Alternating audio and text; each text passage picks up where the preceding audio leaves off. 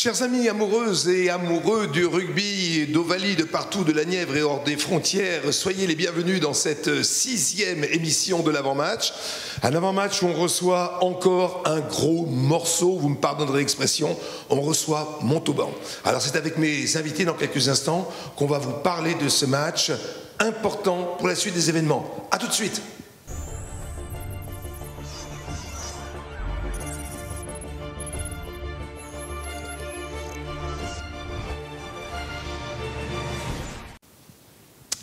Et bien voilà, on se retrouve dans une nouvelle configuration. Votre serviteur a voulu se rapprocher de la foule et des joueurs et des acteurs. C'est l'innovation technologique. On aura l'occasion d'en reparler dans quelques instants avec notre invité master. Mais j'ai à mes côtés quelqu'un qui est en forme et qui a déjà son livre jaune, le Midi Olympique. Antoine Deschamps, journaliste au groupe Centre France La Montagne et également au Midi Olympique. Tout va bien, Antoine? Bonsoir à tous. Oui, tout va bien pour l'instant. On espère que tout ira aussi bien, voire mieux à l'issue des 80 minutes. 80 minutes qui vont être intenses, c'est sûr, puisque Montauban et Xavier Péméja l'a dit, est une bête blessée. Il faudra s'en méfier. Toujours se méfier de ces équipes. Et puis quoi, ce sont des effectifs très importants puisqu'il n'y a plus de petites équipes, on va le dire et le redire, dans ce championnat. Alors on a aujourd'hui, non pas un joueur, on va dire un ex-joueur, mais s'il est encore bien sûr sportif, mais je préfère dire qu'on accueille un témoin de l'ascension neversoise. C'était un de nos premiers étrangers, même si c'est un francophile avéré. On reçoit notre joueur, Philippe Van Schalvik. Philippe, on vous sent encore en forme. Vous qui avez des responsabilités, vous êtes un témoin, mais vous avez également des responsabilités au niveau de l'équipe. Oui, bonsoir à tous. Ouais, ça m'a fait plaisir d'être là. Donc voilà, pour moi, c'est toujours, je me vois toujours comme un joueur. Et, nous aussi, nous aussi. C'est pour ça qu'on faut de rester en forme parce que de situation de combat que je gère avec l'équipe première, le centre de formation. Voilà, il faut être en forme et ça m'a fait plaisir de rester toujours avec les joueurs, c'est bien. Et je crois que ce plaisir est partagé. Alors à vos côtés, Philippe, quelqu'un qui est en forme et en gros qui n'a pas le choix. Parce que l'emploi du temps du président de Nevers Agglomération, puisque c'est bien Denis Thuriot que nous recevons aujourd'hui, a un emploi du temps absolument exceptionnel. Je crois même que vous êtes un peu responsable des bouchons neversois de cette soirée. Ben oui, j'assume. On me le remet souvent sur le dos, parfois des travaux. Et là, un bel événement, le premier sommet international de l'innovation en ville médiane, avec 4 délégations ministérielles étrangères. Et je viens de quitter le ministre du numérique, Mounir Majoubi, qui m'a fait l'amitié de venir soutenir et d'inaugurer un certain nombre de choses. Et puis, de toute façon, la forme, chez moi, c'est un principe. Alors la forme et puis le contenu aussi, au-delà des formes. Alors ce CIVIM, on va en reparler tout à l'heure. D'ailleurs, on aura une vidéo où on est allé vous visiter dans vos murs de Nevers Agglomération. C'est aujourd'hui, mais c'est également demain, un week-end de haute technologie pour des villes médianes qui ont envie de se développer. C'est bien ça?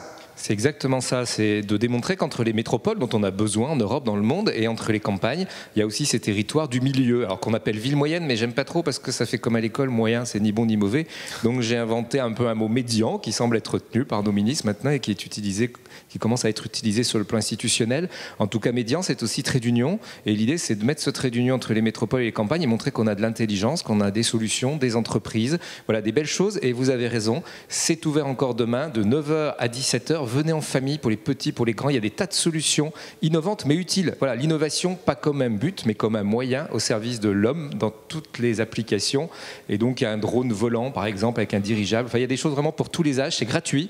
9h, 17h, la Maison des Sports demain. Ah oui, il y a des choses extraordinaires. On peut même avoir une consultation par un caisson qui va tout nous dire sur l'état de notre santé. C'est absolument fabuleux. On ne va pas donner les exemples. Les exemples, il faut aller les voir sur place. Alors, vous savez qu'on a l'habitude de toujours faire un instant club, et l'instant club est symbolisé sans doute par nos deux invités, puisque monsieur le président de Nevers Agglomération nous parle des délégations étrangères, 11 nationalités représentées, à ses côtés Philippe Van Schalvik, même s'il est parfaitement francophile et francophone et d'origine sud-africaine, eh bien ça veut dire que dans notre club, c'est un club cosmopolite où il faut quand même avoir une langue commune, c'est le français. Eh bien vous savez qu'on a un centre, dans notre centre de formation, des cours avec des enseignants. On va retrouver Claire Braunstein qui est et enseignante et vidéaste. On est allé la voir dans un cours cette semaine. Regardez, c'est le sujet de l'Instant Club.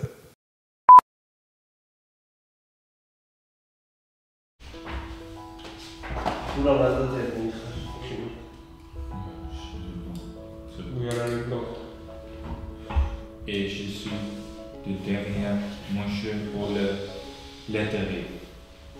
L'intérêt? What do you want to say? I'm the last man on earth. Maintenant, il est parti la première minute. Quand je vois toute cette zombie, j'étais sûr que mon vie est finie. Yeah, you better.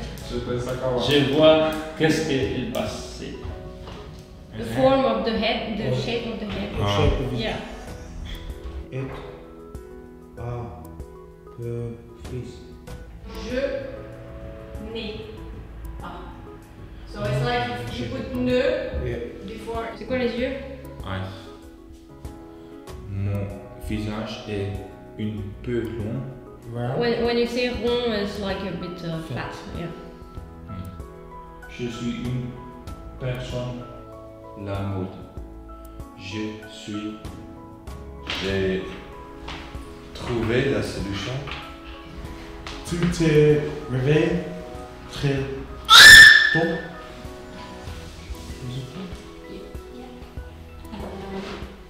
Vous êtes dans.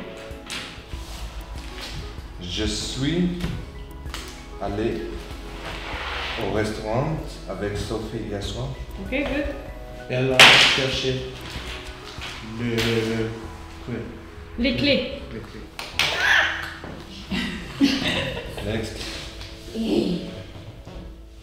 Alors vous avez vu, forme d'apprentissage, hein. Philippe, je ne sais pas si vous êtes passé par cette étape, mais on a vu qu'on commençait très tôt. Hein.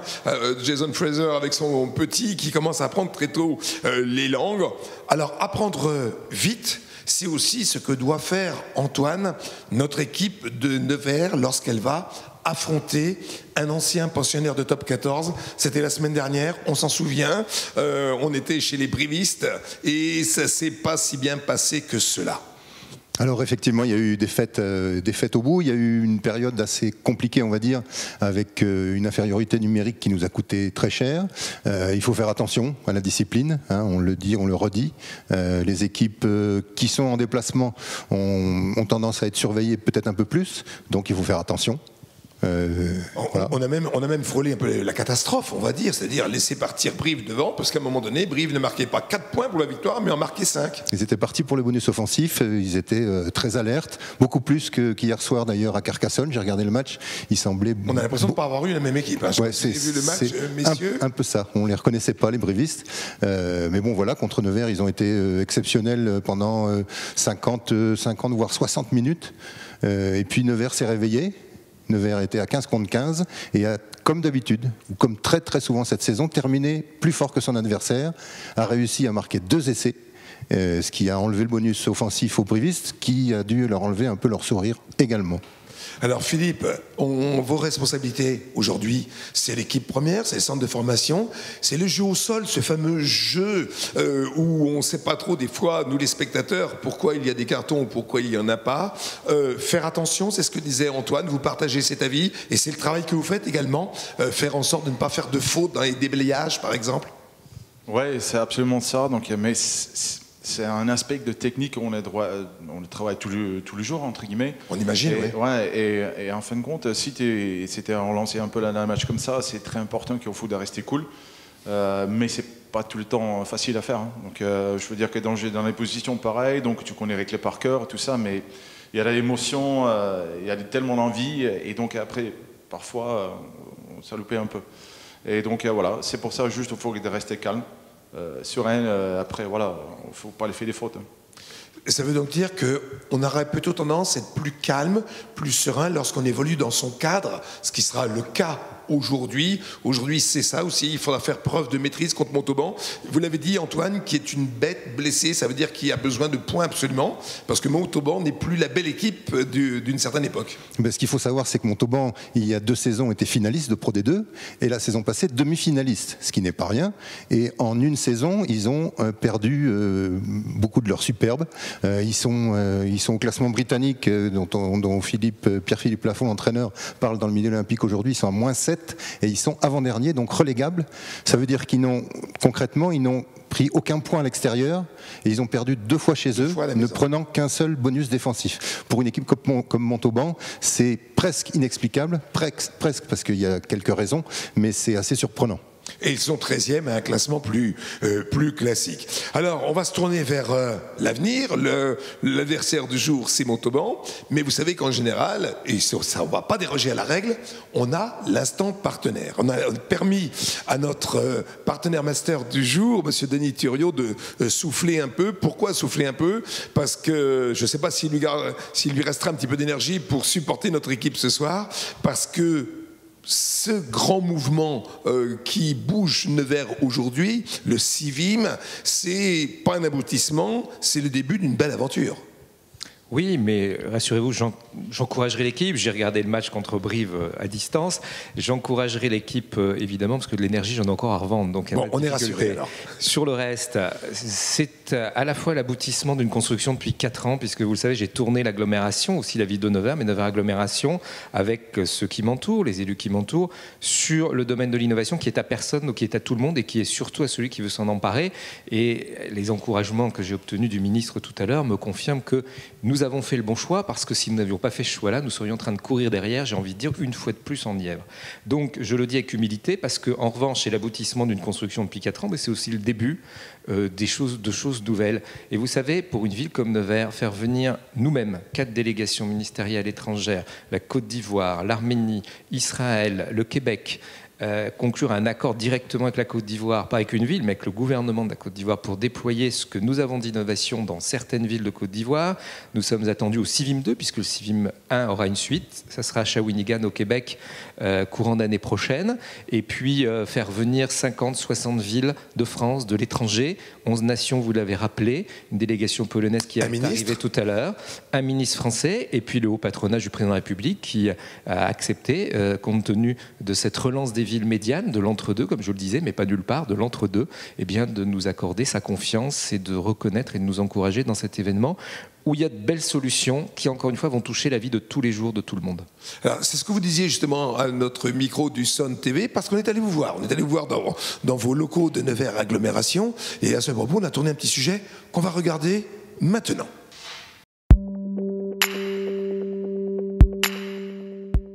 Ce week-end a lieu la première édition du Sommet international de l'innovation en ville médiane, que nous appellerons le CIVIM. Ce sommet est organisé par Nevers Agglomération et a lieu à la Maison des Sports. Denis Thuriot, bonsoir. En tant que président de l'agglo, pouvez-vous nous expliquer ce qu'est le CIVIM et quelle est l'ambition de ce projet ?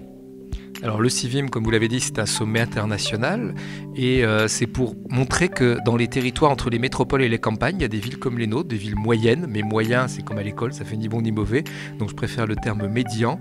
Et donc médian, c'est aussi un trait d'union entre les grandes villes et les petits villages. Donc il y a nos villes, 25% de la population en France, ça représente aussi beaucoup de personnes dans d'autres pays du monde qui ont les mêmes problématiques que nous. Et donc c'est pour prouver qu'on peut avoir de l'intelligence dans tous les domaines et notamment celui de l'innovation qui va concerner tous les usages de notre vie. Qui est à l'initiative de ce sommet ?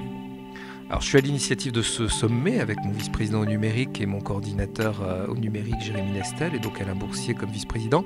En revenant du CES de Las Vegas, on s'est dit, mais pourquoi, raisonnablement, on ne pourrait pas montrer que nous aussi, on est capable de faire un tel événement ? Alors, on m'a dit oui, ça sera en 2019. J'ai dit non, ça sera en 2018. Et on a pu tenir le défi, et j'espère que ce sera une belle réussite. Donc voilà, on a voulu montrer qu'on avait notre part à prendre.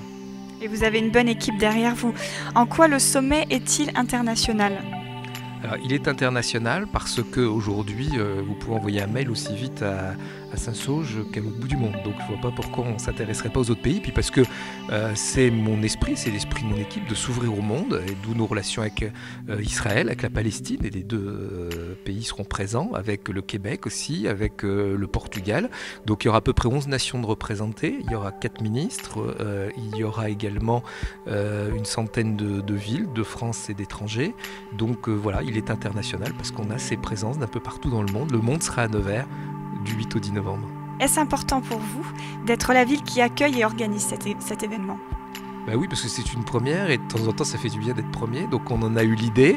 Je pense qu'il faut vraiment que le public comprenne, et j'insiste, le samedi c'est vraiment ouvert à tous, c'est gratuit, venez, vous allez voir le monde de demain qui sera déjà à Nevers, mais c'était important. On a eu le premier ITRI, l'art photovoltaïque connecté d'Europe, on a le deuxième qui pousse à la jonction, donc parfois on peut être premier, pas tout le temps, c'est pas la course à l'échalote comme je le dis, mais voilà, cette idée on l'a eue, on l'a fait fructifier, et manifestement vu le soutien qu'on a, vous avez rappelé le haut patronage du président de la République, le ministre du numérique qui sera présent, Mounir Majoubi, d'autres ministres, peut-être celui des Affaires étrangères français aussi.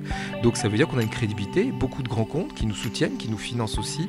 Donc aujourd'hui, c'était important que Nevers prenne sa place. Et vous le savez, depuis 2014, c'est un secteur, j'ai investi d'innovation parce que c'est une chance pour nos industries, c'est une chance pour nos vies. Et donc Nevers, encore une fois, doit être parmi les villes françaises qui comptent dans ce secteur. C'est exactement le résumé de ce que vous nous disiez tout à l'heure. C'est dans ces villes où on peut encore bien respirer l'air de la campagne, on peut montrer aussi qu'il y a une intelligence qui se développe.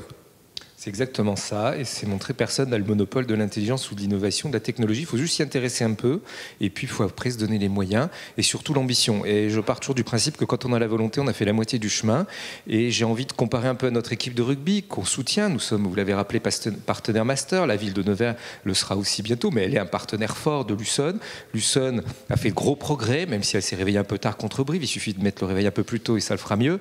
Et bien c'est pareil, il faut que notre territoire suive, et c'est un territoire un peu endormi. J'ai voulu le réveiller, et aujourd'hui j'ai envie de vous dire, il faut qu'on soit à la hauteur de notre équipe de rugby, c'est-à-dire dans le haut du tableau des villes qui peuvent compter en France, et notamment dans l'innovation. Mais l'innovation, c'est dans la vie de tous les jours, mais c'est aussi dans l'industrie. On est territoire French Fab, premier agglo de France, on vient d'obtenir 4 étoiles sur 5, personne n'a 5 étoiles sur le logiciel libre comme Paris, comme Rennes, donc on est parmi les meilleurs. Je le dis avec humilité parce que j'ai pas la grosse tête, je voulais rassurer ceux qui nous écoutent, mais en même temps c'est encourageant et il faut savoir marquer les étapes. Donc voilà, pour moi, on construit petit à petit quelque chose qui nous différencie et qui nous fait reconnaître, et c'était ça que je voulais proposer aux Neversois, d'avoir la fierté d'un territoire, comme ils l'ont avec leur équipe de rugby, ils doivent l'avoir avec tout ce qu'on développe autour de leur vie quotidienne et de l'économie, et notamment numérique. Écoutez, merci. Alors, on y reviendra, je remontrerai la plaquette en fin d'émission dans quelques minutes maintenant. Maintenant, il faut nous tourner sur le match de ce soir.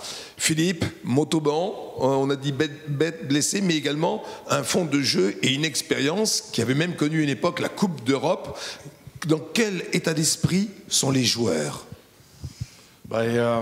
Pour moi, je pense que Montauban, ils sont les grands de l'équipe. Donc, j'avais pas mal joué, ils ont déjà coaché là-bas. C'est l'équipe avec, comme tu dis, avec beaucoup d'expérience.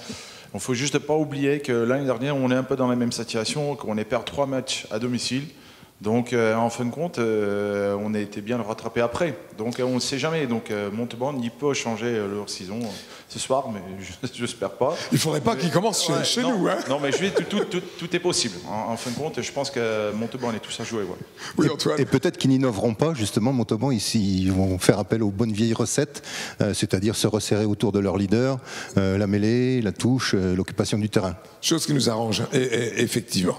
Alors, on va voir en chiffres, parce que là, on est en train de parler d'équipe, on va regarder le classement.